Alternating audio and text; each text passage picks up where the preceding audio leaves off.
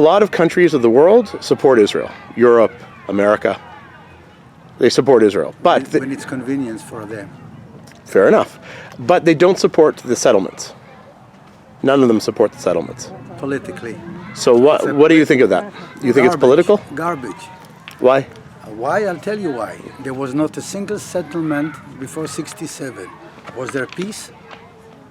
No. There was not a single state before 48. Was there peace? Jews were massacred in Hebron in 1929. Why? Because of settlements? Because of peace? Because of Zionism?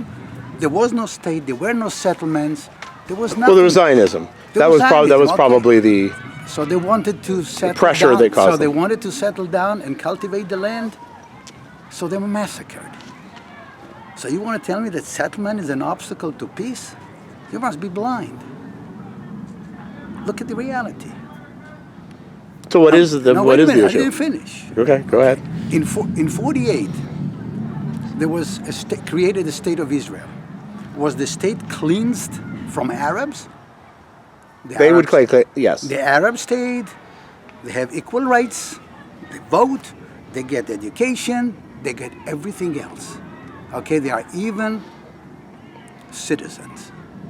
Why can't we have even like that Jewish settlements in the so-called future Palestinian that will never be created?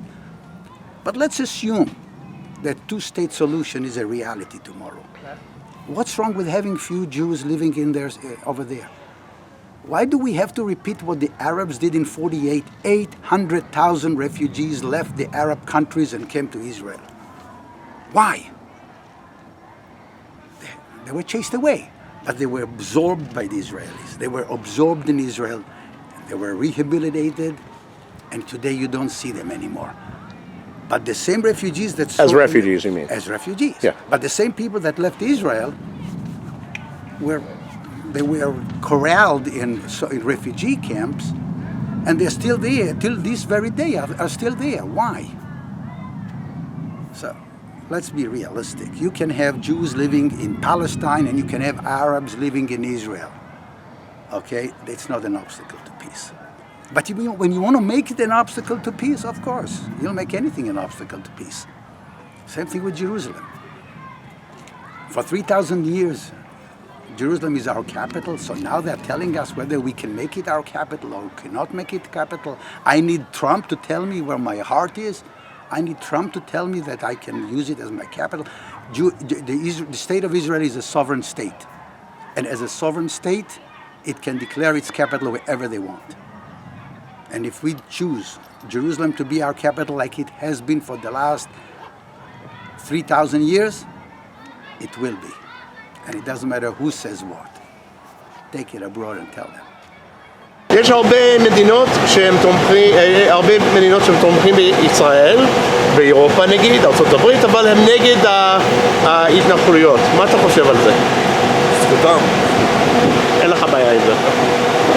אז יש הרבה מדינות שתומכים, מה אמרתי לך כבר, שתומכים בישראל, אומרים שזה כיבוש ועכשיו אתה גר בגולן? Yes. ברמת הגולן? Yes, אוקיי. מה אתה אומר על זה? אנחנו לא כבשנו את רמת הגולן, אנחנו החזרנו את רמת הגולן, אחרי 400 שנים. מתי זה היה חלק מישראל? איזה 400 שנים? רגע. אתה צריך לנסוע לבית הכנסת, בית הכנסת בגמלה, בית הכנסת בקצרין. יש הרבה עדויות. של מי היה, רגע, ההיסטוריה שלי לא כל כך טובה. מי היה פה לפני 400 שנים? כן. מי היה פה בגולן? עות'מאנים, היו פה הרבה. לא, אבל יהודים, מה? אמרתי החזרנו. בקהילות, כן. אבל זה היה... לראות את זה. אבל זה היה חלק כאילו, העם היהודי? הגולן? העם היהודי, חלק מהעם היהודי של 2000 שנים, כן, נכון. You don't know that? אמרת, לא יודע. You need to check it. in the Google. אוקיי. יש הרבה מדינות בעולם, באירופה, ארצות הברית, הם תומכים בישראל, נכון? כאילו, more or less, תומכים בישראל, אבל הם נגד ההתנחלויות. מה אתה אומר על זה? אין לי את האמת שאין לי ממש דעה בעניין, לא יוצא לי לחשוב על זה ביום יום.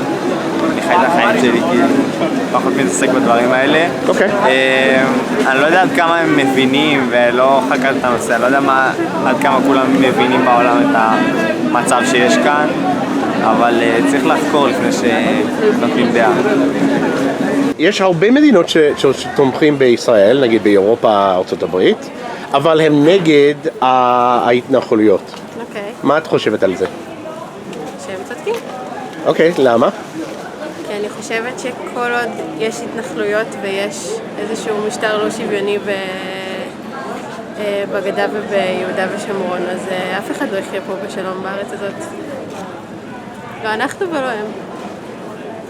צריכים לנסוע, מהר. היי. אוקיי, יש הרבה מדינות בעולם שתומכים בישראל, נגיד שוודיה, צרפת, ספרד, אבל הם נגד המתנחלים, ההתנחלויות. מה את אומרת על זה?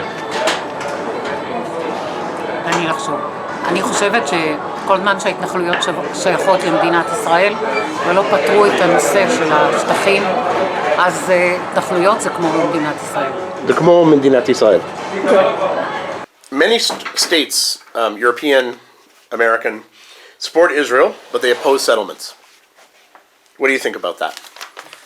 I think any kind of disconnection between Israel and settlements is a false disconnection. So I think it's sort of an excuse for them to actually bash Israel, but because they are against settlements. So they'll say we're not BDSing Israel, no sanctions against Israel, but against settlements we do.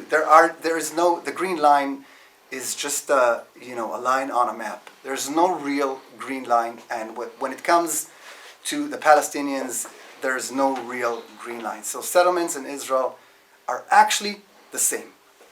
יש הרבה מדינות, כמו באירופה ובארצות הברית, שהם תומכים בישראל, אבל לא תומכים בהתנחלויות. אוקיי. מה אתם אומרים על זה? השאלה מה זה לא תומכים, אם מדברים על... הם נגד. לא, אם מדברים על חרם, אפשר להיות נגד ולעשות צעדים דיפלומטיים, ואפשר להיות נגד ולהחרים, שחרם זה צעד שהוא אלים. אפשר לדבר על הכל וצריך לדבר על הכל, וצריך לראות איך פותרים את העניין. אבל יש הרבה אנשים בחו"ל שאומרים שדרך דרך הרבה מדינות, הם כבר ניסו, 50 שנה, הם ניסו לפטר את ישראל מהשטחים. אוקיי. ולא עבד. אז אולי חרם צריך, סתם אני אשתמש בהרעיון שלך. לא, הכל בסדר, אני פשוט אומרת שחרם זה צעד אלים. ואם אנחנו רוצים לפתור דברים לא באלימות, מה שאני חושבת שזה איזשהו חזון שאנחנו צריכים לגשת אליו, אז בעיניי צריך לנסות להמשיך וכן עם תגמולים חיוביים, פחות תגמולים שליליים, פחות סנקציות, וכן לנסות לראות איך מדברים לתוך מציאות אחרת.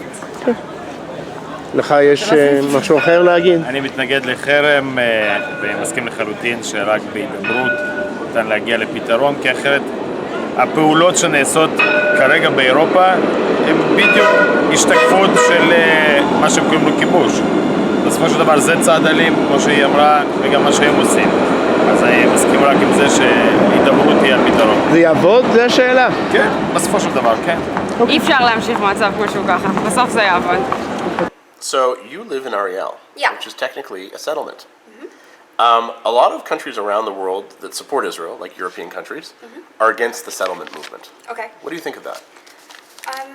I think that very often countries that don't support the settlement movement don't have a great idea of what that actually means.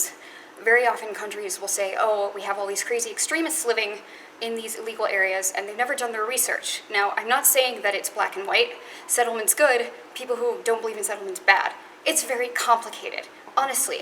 And I understand why there's ambiguity about it. However, if you do real research, you understand that whether you're Israeli or Palestinian, living in the settlement is usually an economic question. It's not really an ideological question. And so to them I would say is go talk to actual people who live here so you can understand that it's middle class that you're hurting. It's not necessarily an Israel versus Palestine thing. Okay. Have you lived in any other settlements, or? No. It's been a long time? Okay. Because Ariel is one of the larger ones. Yes. And Ma'ale Adumim would be similar. Similar, I'm trying to think of the other ones. Beitar Elite also. Beitar Elite is huge, but that's also Haredi, no? Yeah, but That's it's still technically a settlement. It's a settlement, and I don't even think they necessarily know that they're a settlement. Yeah. They're so religious they don't pay any attention to נכון. politics. So what people tend to think of in a settlement are those Hilltop Youth or Hebron. Let's give Hebron as a good example. Okay. Those who live inside Hebron. Uh-huh. Do you have any opinion about that? Are you saying in terms of how it's portrayed by the world, or just about that in general? Either. Well, in terms of how it's portrayed by the world, all I would say is I think a European would be very upset if I assumed that Germany and France were the same place. You know, there's different places with different cultures. We are not Hebron, and I'm not even saying that for good or for bad. I'm just saying, honestly, we are not Hebron. They're just two different places with two different sets of dynamics and populations, and everything is individuals, the same that you'd have with individual. You know, things are very specific, and people don't understand nuance. Right, and just in general, I do think that it's always a vocal minority, which gives any entity a bad name. You know, so people always talk about loud Americans, for example. Not all Americans are loud, but the ones who are just tend to paint Americans a certain way. And you could say the same about any culture. And I just think that's it. And it's a shame that the media buys into this, in my opinion. If you want me to come to amazing places like this and ask people your questions, please donate to the project. It really helps me get to places like this.